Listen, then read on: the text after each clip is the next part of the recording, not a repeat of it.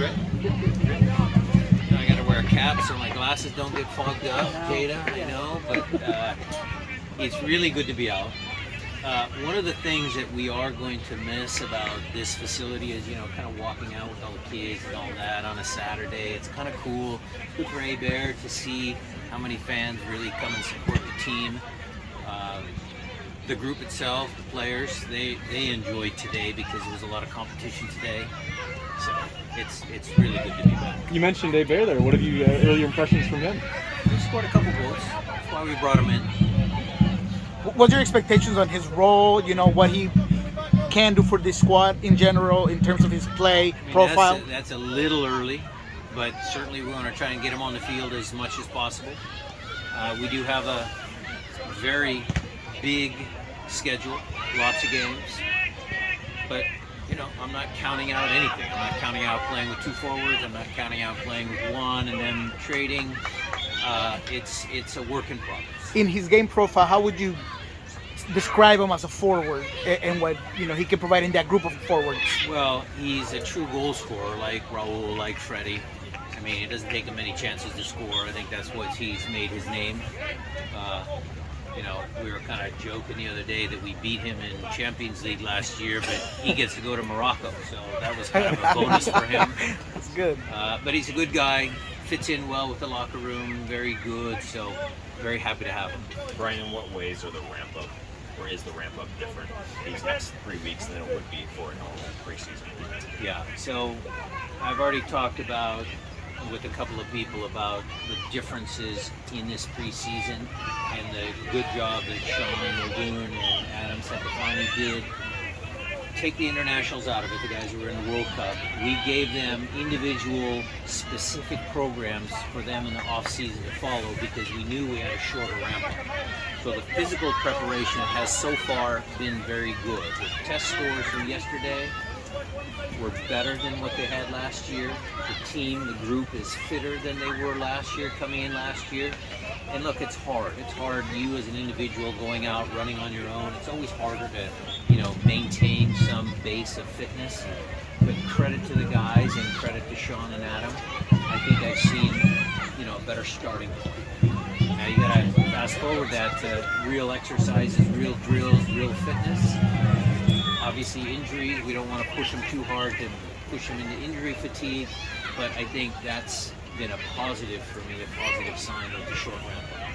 So, is it just fundamentally different preparing for something like this than it was even for Champions League, which I think gave you an extra week or two, but also you could ease into a little bit? Yeah, the timing certainly allows you to do different things. A compressed schedule, yes, you have to be cognizant of their load and again the injury, but look, the players themselves are excited for this. I mean, they are talking about it. They love the fact that they have an opportunity to be on a world stage. I mean, we were on a continental stage with Champions League. I mean, it was great. We beat a couple Mexican teams and all of that. But this is an opportunity for us to win that first game. Who knows who we're going to end up playing? So they are super fired up about it. And that pushes the training, that makes our job easier as coaches for sure. So, I answered this a little bit, but when you guys won the Cup last year, it seemed like crowning achievement for this franchise, unprecedented for MLS. Would winning on the world stage, would that be that times 10? I mean, don't get ahead of yourself. I don't want to get ahead of myself, but if I'm a soccer fan, I kind of get excited about stuff. If we win the first game, which we don't know who our opponent's going to be, but let's say we get past our first opponent, we could be playing Real Madrid in a competitive match. I mean, that would be just mind-blowing. So we don't want to get too far down the road. We still have to prepare for a regular season. We have to prepare for the first match that we're playing against an opponent who will have the same desires that we do. They want to play against Real Madrid or Florida. So Obed and Zhao were obviously big questions this offseason. Where would you assess their fitness? JP, we're just making sure that nothing bad happens. Obed, similar, but he's probably a little bit further ahead. But they're both in full training. So just making sure that they tick the last boxes. So what's the next month like in terms of how long you spend in various places to get ready to play in halfway across the world? Well, we'll start here, Jackson. We will start here, and then there is a trip planned. We will be off to Spain, and then directly from Spain we will fly to Morocco. Do you have a game set up with the teams in Spain to get ready for? We have teams and a good week of training there, and a final training match, and then again flying to Morocco. So going into the Club World Cup, people have been trying to guess what approach you're going to take as far as the team you're going to play. So I'm just wondering if you're going to be taking more of a preseason approach since it's so early into the season, or if we're going to go all in like we did in the Champions League. Well, this is a competitive tournament. The Sounders' ethos, the motto, the culture of the club is every game is important. Whether it's a training game, whether it's an exhibition game, whether it's a competitive game in MLS, in Open Cup, in a Club World Cup, we're going there to try and win the first game. And then if we can do that, we'll use the same approach for the second match. You're not going there on vacation, I'll tell you that. You guys, it's not it wasn't a given, but 14 years making the playoffs last year, not, 13 years last year, not. Did you talk about that this season as far as you got to get that? I brought that up in the preseason meeting yesterday. And look, there's probably plenty of reasons why, but my job is not always to provide the answers. My job as a coach is to ask them questions, to make them reflect. How did you feel after being on such a high? And then, I showed them the photo after the last game in Sporting KC of guys on the ground exhausted because they put everything in, but we knew we were out of the playoffs. And so, how do they respond? What is their mindset as a group, as an individual? Those are some of the things that I asked open-ended questions about. And only this season will dictate how we as a group answer those questions. Was there a conversation? I mean, were there any responses, or is it also them kind of just... I left them to their own devices. They are talking about it. They obviously are a proud group. This is a proud franchise. We didn't take last year's playoff miss very well, so we will come back strong. Coach, is there a point in a typical preseason where a player kind of will stand out to you and you're like, they've taken steps forward? There's something that is different about their skill level, something they've added to their game. Is there a point in preseason when that starts to appear? Yeah. I mean, look, there's always little glimpses of, good things. So, Antonio was very good today. You guys have to look that up, who he is, but he was very good today. It was his birthday today, and maybe he was excited, but he looked good.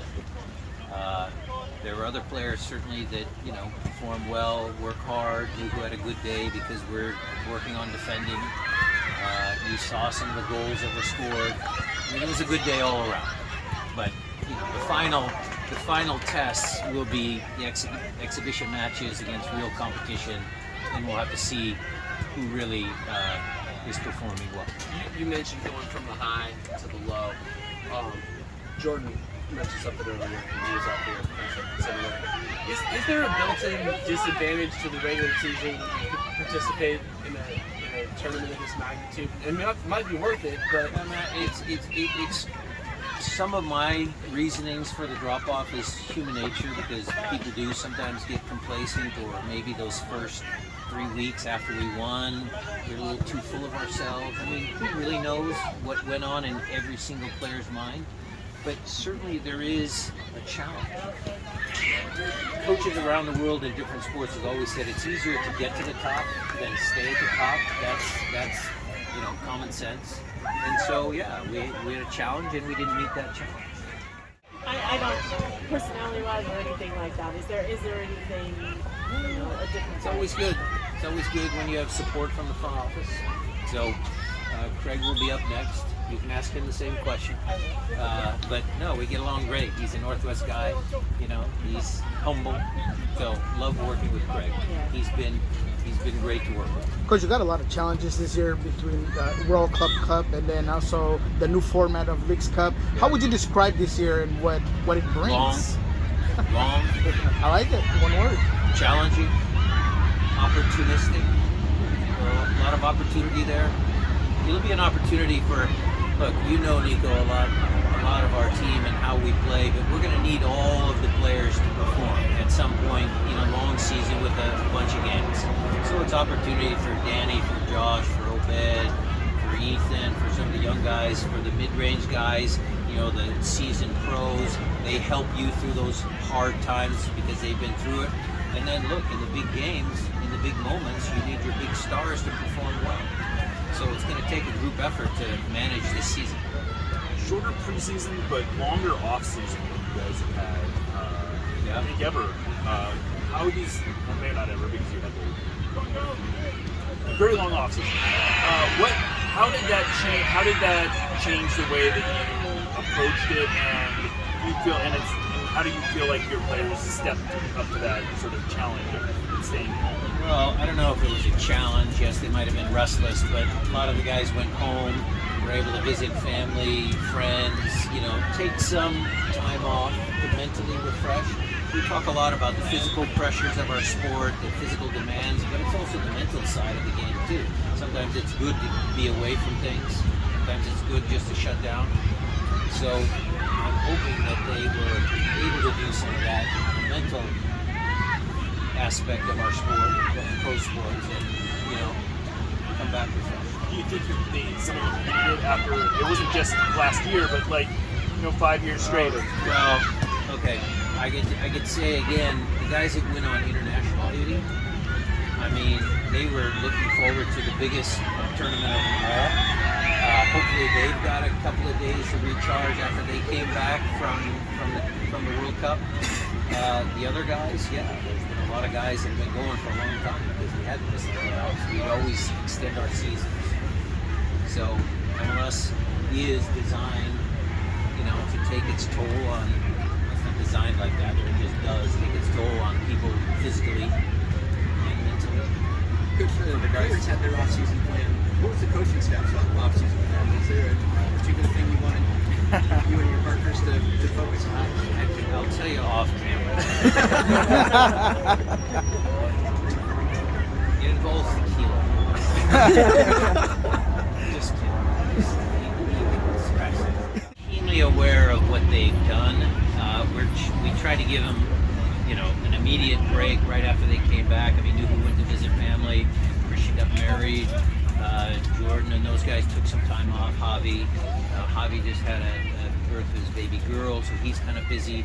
We're cognizant of all that, but no, there's no real rest for that. Coach, you've never been afraid of giving an opinion. I just wanted your thoughts on everything that's going on with U.S. Soccer, Greg Berhalter, and everything that's going on with that. Well, Soap opera. Look, it's a soap opera. It's sad that we're talking about those types of issues instead of the performance of the team in the World Cup. That's all I want to say. That's a private matter. Private matter.